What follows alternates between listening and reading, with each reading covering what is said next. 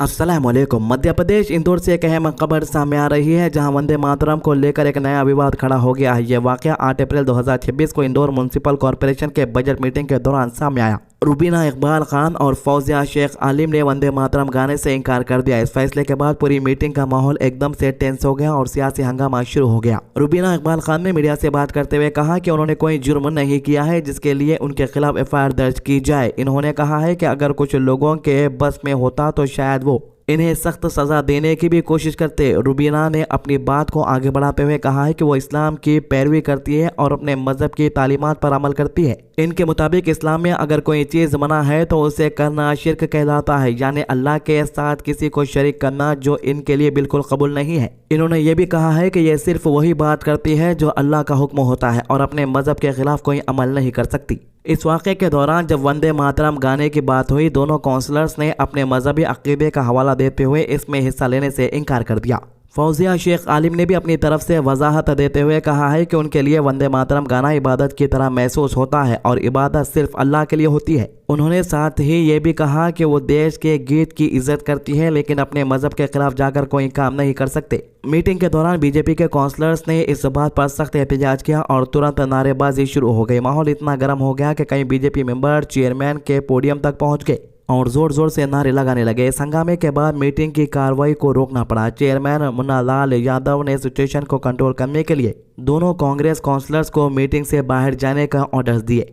फौजिया शेख आलिम ने बाद में ये भी कहा कि वे असल में मीटिंग में शहर के पानी की क्वालिटी और कंटेमिनेटेड ड्रिंकिंग वाटर के मसले को उठाना चाहते थे। इनका कहना था कि वंदे मातरम का मुद्दा इतना बड़ा बना दिया गया कि असल सिविक इश्यूज पीछे रह गए, जबकि इनका मकसद आवाम के मसाइल को उठाना था। इस पूरे वाक़े पर सियासी प्रतिक्रियाएं भी तेज हो गई है। इंदौर के मेयर ने इस घटना को बदनसीब बताया है और कहा है कि इस तरह के कदम राष्ट्रीय एकता के लिए ठीक नहीं है। दूसरी तरफ कांग्रेस लीडर चिंटू ने अपनी पार्टी को इस मुद्दे से अलग करते हुए कहा है कि यह काउंसलर्स का पर्सनल फैसला है और इसका पार्टी का कोई ऑफिशियल सोच से लेना देना नहीं है। बीजेपी के शहर प्रेसिडेंट सुमित मिश्रा ने कांग्रेस पर निशाना साधते हुए कहा है कि अगर पार्टी वाकई देश के राष्ट्रीय भावनाओं की इज्जत करती है तो ऐसे काउंसलर्स के खिलाफ कदम उठाना चाहिए। उसने कहा कि वंदे मातरम जैसे राष्ट्रीय गीत का सम्मान सभी को करना चाहिए और इस तरह का विरोध बिल्कुल भी बर्दाश्त नहीं किया जाएगा। यानी डेवलपमेंट की बात नहीं हो रही है, बस वंदे मातरम की बात हो रही है। अब ये पूरा मामला सिर्फ एक मीटिंग तक लिमिटेड नहीं रहा, बल्कि अब ये एक बड़ा सियासी और सामाजिक बहस का मुद्दा बन चुका है। एक तरफ मजहबी आज़ादी और पर्सनल बिलीफ की बात हो रही है तो दूसरी तरफ राष्ट्रीय पहचान और सिंबल्स की इज्जत का सवाल उठ रहा है। आने वाले दिनों में यह मुद्दा और भी ज्यादा गर्म हो सकता है और इसका असर सियासी माहौल के साथ साथ समाज पर भी पड़ सकता है।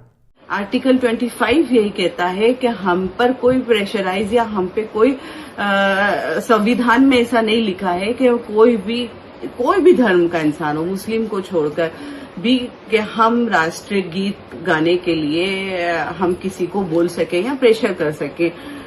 और सुप्रीम कोर्ट के भी मैं अनेकों ऐसे ऑर्डर आपको दिखा दूंगी जिसमें सुप्रीम कोर्ट ने खुद बोला है कि वंदे मातरम जैसी जो भी याचिका आप लगाते हैं वो सिरे से खारिज कर दी गई है, क्योंकि वंदे मातरम राष्ट्र गीत है और उसको गाने के लिए हम जबरदस्ती किसी की नहीं कर सकते। ईरान से ये सवाल है कि तुम काय के लिए ईरान से तेल ले रहे हो?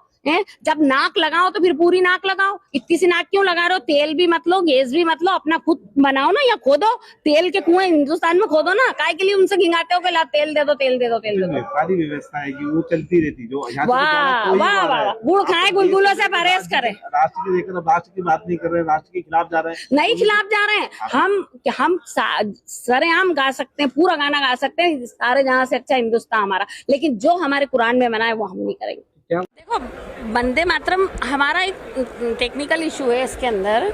मतलब जैसे मैं आपको पहले अच्छे से समझा देती हूँ कि जैसे हम इस्लाम को फॉलो करते हैं और इस्लाम के अंदर सिर्फ एक अल्लाह की इबादत करते हैं ना।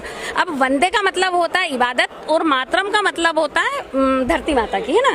तो जब हमारे वहाँ ऐसा हुक्म है कि भाई एक अल्लाह की इबादत करना है तो फिर ये हम गुनाह का काम क्यों करें? हम हिंदुस्तान हमारा और जनगण मन और सारे जहाँ से हिंदुस्तान हमारा, हम सारे गीत गाते हैं, सिर्फ एक शब्द नहीं बोलते जिससे हमारे को वहां पे चल के दोजख की आग में डाला जाएगा। तो हम वो मतलब जब जो चीज मना है हम वो क्यों करें? इसके अलावा हैदराबाद शहर में ट्रैफिक का मसला दिन ब दिन सीरियस होता जा रहा है। खासकर शेखपेट से मासापर टैंक तक का जो रास्ता है वो हमेशा से लोगों के लिए एक बड़ी परेशानी बना हुआ है।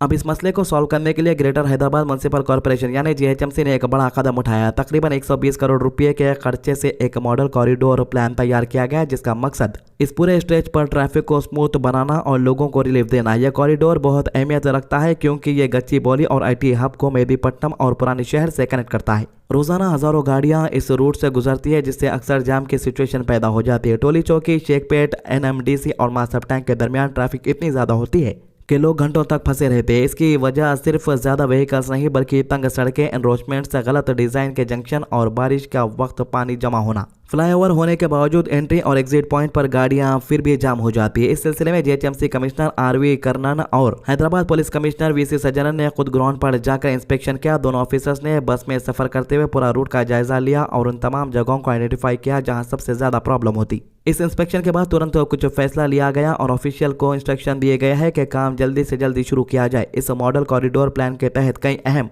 प्रोजेक्ट्स शामिल है, जिससे कुछ जगहों पर रोड को वाइंडिंग करना, फ्री लेफ्ट टर्न इंट्रोड्यूस करना, जंक्शन को अपग्रेड करना और बीटी रोड यानी बेटर क्वालिटी के रोड बनाना।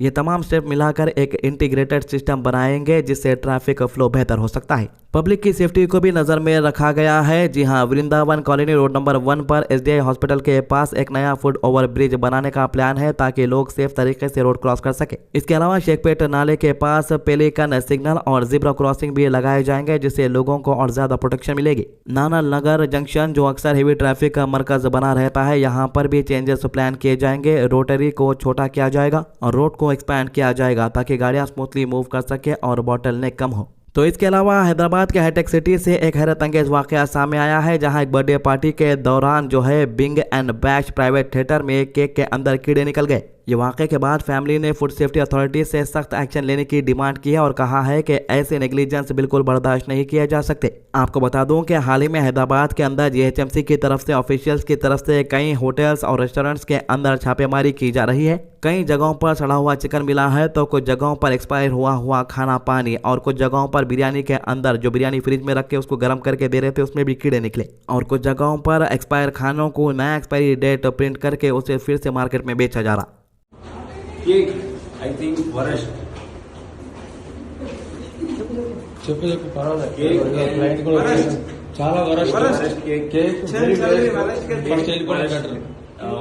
కేక్ బాగాలేదు, ఇంకా टाइमिंग बागలేదు, स्मोक बागలేదు, ఏమీ బాగలేదు, ఏసీ లేదు. इसके साथ ही हैदराबाद में हुकूमत की तरफ से 2 bedroom hall kitchen housing scheme के तहत भी लोगों को राहत दी जा रही है। कारवान और बहादुरपुरा के लोगों को एमके कन्वेंशन हॉल में पट्टा डिस्ट्रीब्यूट किए गए हैं। फारूक नगर के 76 और जियागुड़ा के 175 लोगों को घरों के पट्टे दिए गए हैं। मिनिस्टर पूनम प्रभाकर ने यकीन दिलाया है कि आने वाले वक्त में और भी एलिजिबल फैमिलीज को इस स्कीम का फायदा दिया जाएगा। तो काफी लोग यही कमेंट कर रहे थे कि 2 बेडरूम हॉल किचन के वास्ते वो लोग अप्लाई करें, लेकिन वो लोगों को मैसेज भी आ गया है लेकिन घर के पट्टे अभी तक नहीं मिले हैं। वीडियो के अंदर आप देख सकते हैं पट्टे देने का काम शुरू हो चुका है। अगर आपको भी पट्टे नहीं आए हैं तो आप आपके जो करीबी लीडर्स हैं उनसे जाकर कांटेक्ट कर सकते हैं। वो लोग आपको इस मामले में ज़रूर मदद करेंगे। पट्टा मिल गया तो घर का पूरा कंफर्मेशन हो गया समझो।